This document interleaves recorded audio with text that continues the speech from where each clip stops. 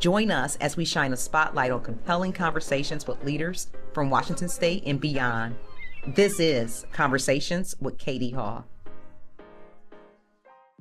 From legendary plays to rising stars, the story of Seattle sports is still being written. What is it going to mean to Seattle when or if the Supersonics come back? It's going to be something you've never seen before. And let me tell you, right now, there are a lot of fans here. And whatever team comes here, if they want to, they could use the Sonic name.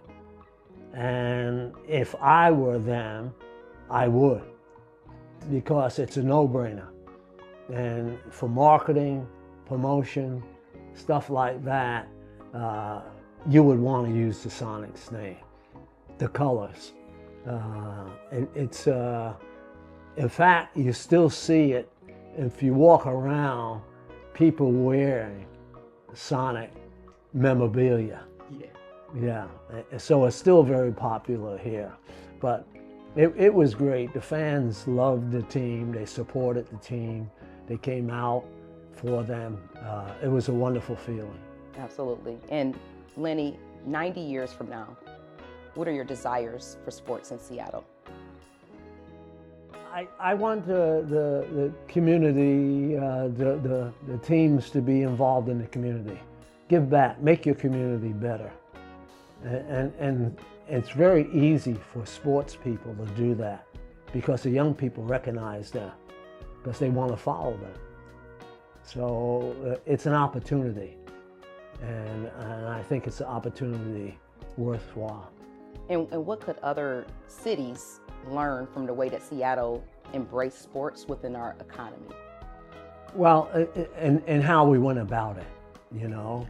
I think that you need to look at it, see, model it, you know, and make it accessible. Why is coaching camps and the camp that you started here in Seattle so important? Well, I think that we want to involve our young people. And you have to take time to let them know that you're interested and that you can make a difference.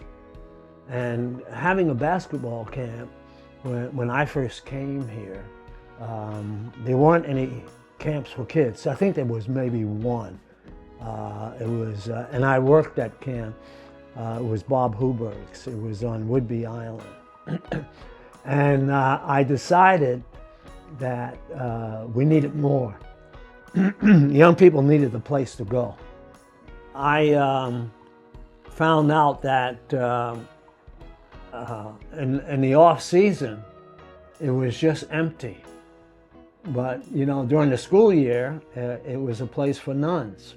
And vocation had slipped a little bit, and there wasn't as many out there. So we went out and talked about renting the place, leasing it out. And what I did was I had 4 weeks for boys basketball and 1 week for girls. Because the girls' sport at that time wasn't as big, but I wanted to help it. I'm gonna make it. So we had 5 weeks. And we used to get a bunch of kids would come out.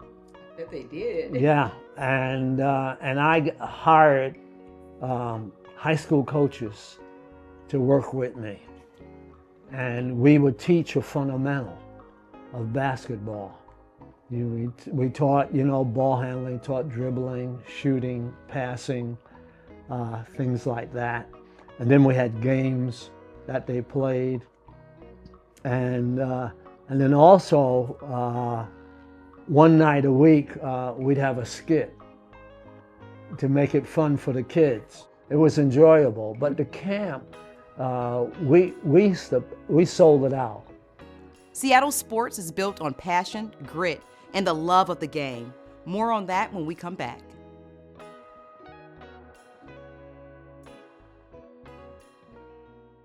Lenny Wilkens, thank you so much for sitting down with me today and talking about sports in general, but sports in Seattle. Can you just talk to us a little bit about the rich history of sports in Seattle? Well, I think it's fabulous because we had everything here: baseball, football, basketball, okay, and soccer, you name it. We were very good at it. I wound up in Seattle my last year in St. Louis. We had a contract problem. I was a player, and I wouldn't sign a contract with the St. Louis Hawks, and so they wound up trading me to Seattle.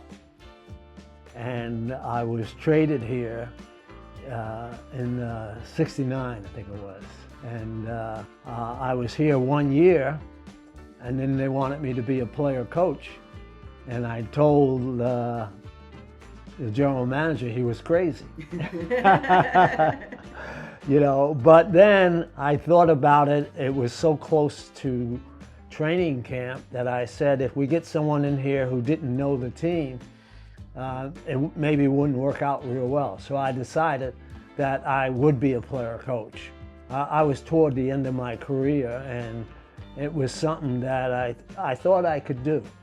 So I said, okay. So I agreed to be a player coach.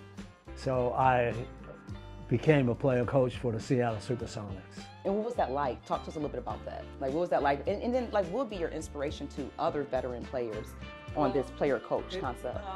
It was interesting because, first of all of a sudden, I'm going to be telling them what to do, you know. And these are guys that I'm hanging out, going out, having a beer with, or whatever, you know. One of the things that I always knew, and it came because of some of my background, you know, is that preparation was important. And I knew that I would be prepared, prepared. I would prepare myself so that I was always ready. No matter what the circumstance, I would be able to deal with it. And I could help young people be better. I want to help them grow, mature. And I could do that. And I felt very confident about that. So, when you talk about that, I mean, when we look at the game today, do you feel like there's pieces that's missing in the current game? Some of the things I think are missing in the current game today is preparation. I don't think they prepare as well. Like, for instance, a team that you're getting ready to play. Okay, what do? What do we need to stop? What do we need to take away from them? Okay, and how do we do that? Okay, so you know, and that's stuff that you work at. We walk through in practice before the game that this is how we're going to help. This is where the help is coming from. This is how we'll recover. This is the direction we're going to be going. So all of that is something that you work at, you get ready for, so that when it happens, you are ready to do it. From legendary plays to rising stars, the story of Seattle sports is still being written. Stay with us. So the glove, thank you so much for joining us today. What are you looking for at the 90th Sports Awards? Well, you know, I'm up here for Marshawn Lynch. That's what I'm up here for. You know, that's my young brother coming from Oakland, California, grew up there. He deserves all of this. You know, what he did for the Seahawks and the things that he did for this community and what he's doing now in life.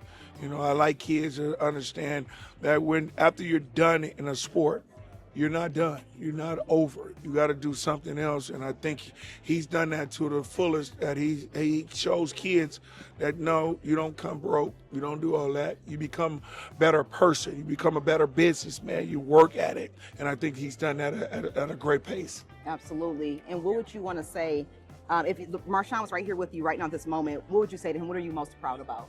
I'm proud about his whole life. His whole life. His whole life. Every day he gets up and then he does something positive. You know, to me, what I like about him is he's he. Yeah. That's all he is. He's his own person. He doesn't let nobody dictate him, and he knows how to be diverse.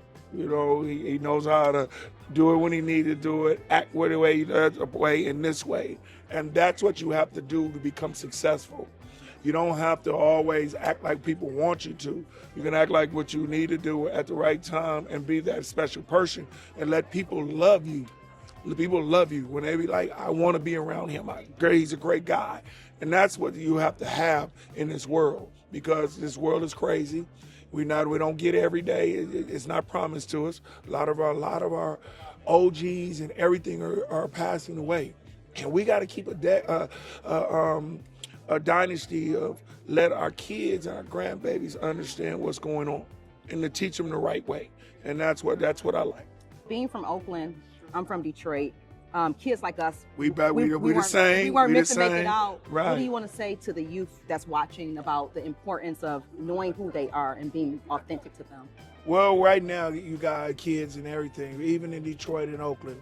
Listen, you guys got to have a goal. You have to have something. I think you have to understand that you got to listen. You got to be that one who don't have an ego into you. I know a lot of people nowadays, the generation is different. You guys get in your feelings too much. I think that you got to understand that we're trying to help. We're not trying to beat you down. Once we tell you, we've been where you've been. You know what I'm saying? And I just think that we have to understand that. And when you got a goal for yourself and then listen, guarantee you things will come to you better than what you think it is. And that's what I tell kids now that as I coach. Listen before you react. Just listen. Try it one time. It'll work. You know what I mean? Because they don't understand everything. They think they understand everything. But then when it all comes bad, they'll be like, oh, I should have listened. And then it's too late by that time. Conversations with Katie Hall, y'all better tune into her because I am every day. It's always good.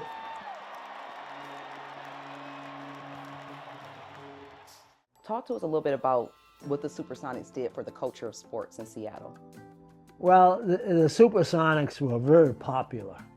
The city went crazy about the team. And I think that it's great for young people because young people need to find something that they want to do, that they enjoy doing. Talk to me a little bit about Jackie Robinson and having the opportunity to not only work with him, but have friendship as well. Well, growing up, I was an outdoor kid. And we used to play a lot of stickball, handball, box ball, stoop ball, punch ball, anything with a ball. Yeah. And I was a big Dodger fan. And I could name practically all the Dodgers still to this day. And one of the Dodgers that lived in our neighborhood was Jackie Robinson. And I remember I worked for this grocery store, so I delivered groceries to his place from time to time. And I got to know him.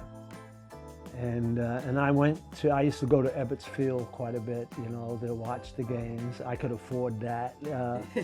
And I would see some of the things that Jackie Robinson went through. And I remember getting to talk to him, and I would ask him. I said, you know, how do you deal with it? You know, does it ever bother you? And he kind of smiled at me and put a hand on my shoulder, and he says to me, I don't let them get in here. And I thought that was powerful because they weren't going to get inside his head or mess with his mind. And he became a great baseball player. Absolutely. When you think about your coaching career, and it's hard to know your own legacy, but what would you say your biggest legacy is as a coach? That preparation, I think. Yeah, I think that my teams were always prepared to play. We were ready, no matter who it was, because we walked through what we were going to need to do, how we were going to help one another, how we want to get back to where we're supposed to be, things like that.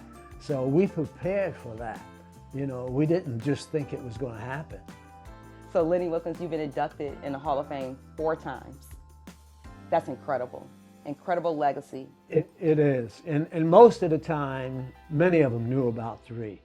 A lot of them didn't know about the 4th. The 4th was some friends of mine petitioned and got me inducted into the military Hall of Fame. A lot of people don't know that I was in the service. Okay. I guess I didn't prepare good enough. No, that's all right. At Quartermaster Army. At the end of my first year pro ball, I had to go on active duty because I was in ROTC in college. And so at the end of my first year of pro ball, I was activated. And so I was stationed at Fort Lee, Virginia. And the general there asked me to play for the base team because he knew that I had played. And we had a good team. And we won Second Army Championship. And you know, there's a lot of people, that's just part of my background that people don't know. And then finally, some friends of mine who I was in the service with, they were career officers. They stayed in. And one of them had become a general, some were lieutenant colonels, you know. And they petitioned and got me elected to the Quartermaster Hall of Fame. Wow. And I never think much about that, you know, because it's not NBA. But it is Hall of Fame, and it's something that I enjoyed looking at, you know, looking back over, and it was a good time. It was a good Second Army Championship. We had a good team at Fort Lee. How do we keep that discipline in basketball for the future generations? I think that the coaches need to pay attention, need to make sure that when that preparation is so important, and you got to prepare your young people, okay? You know, it's like, you know, young people are important because they're tomorrow's doctors, lawyers, politicians, you know, and we need to let them know that they can make a difference. And so does the people in basketball.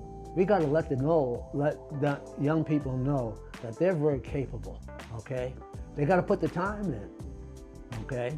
But they're capable, and they need to go back and look at some of the good teams and look at how disciplined they were. It's tape. I feel like that's what's missing, watching tape. Yes. And like, as you mentioned earlier, really studying the other teams and learning like their strengths and their areas of opportunity. Yeah, I think that the coaches need to sit down, look at it, and then edit it and take out certain portions and show. Because they're not gonna wanna watch all day. But if you take out certain areas and show it, and show young people that they're capable, they can do this, okay, and be successful, and as long as it doesn't get boring to them, they'll want to be better. They'll want to be good at what they do. I think it's unique to Seattle. I mean, I'm from Detroit, and I love Detroit, and I lived in a lot of different places, but the access to athletes in Seattle is second to none. Why do you think that is? You know, it was always great. All the teams here wanted to give back to the community, wanted to let the community know that we were a part of that we were better because of that.